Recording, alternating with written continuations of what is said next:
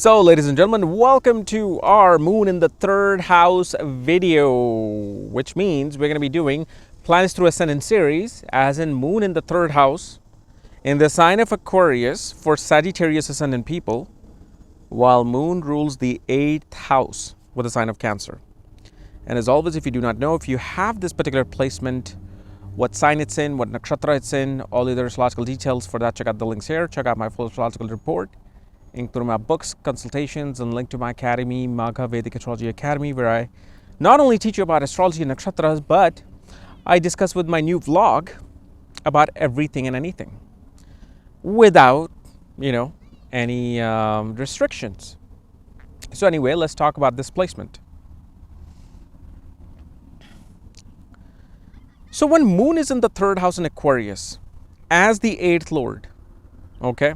So the first thing we see, because the 8th lord is in the third house, a person tends to emotionally feels distressed, even depressed on behalf of siblings.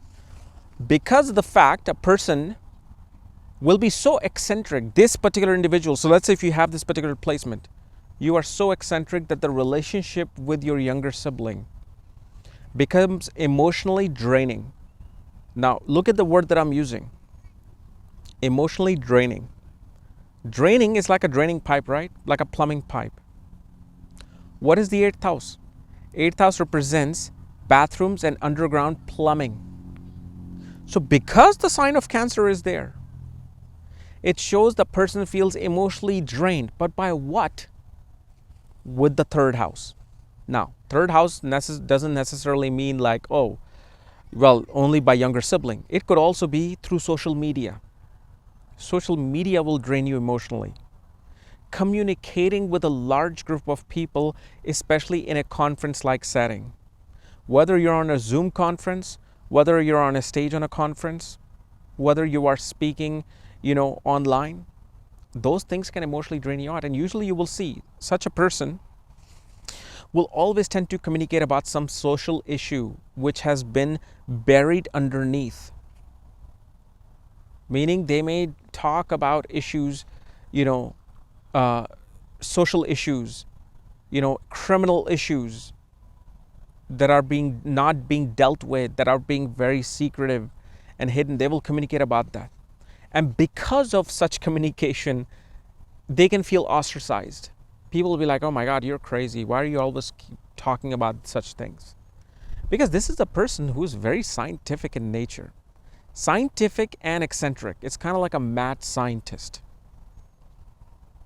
And so this is also the individual who will love, conversing about aliens and otherworldly entities.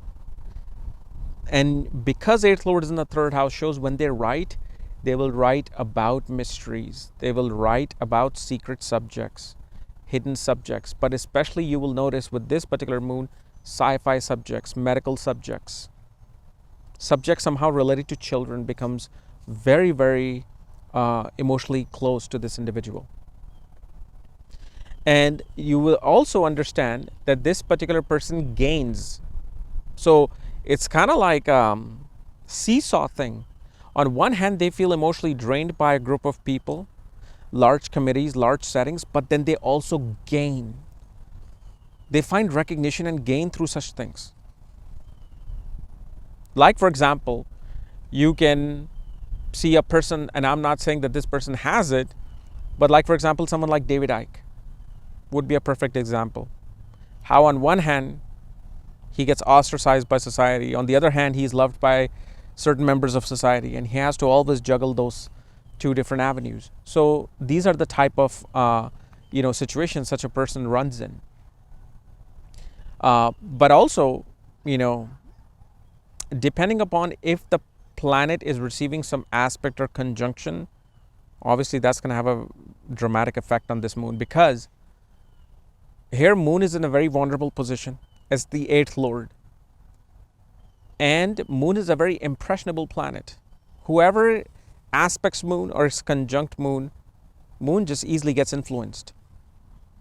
And you will see with moon in the third house, is that their communication, the way they're communicating, how they communicate, changes randomly, sporadically, wildly.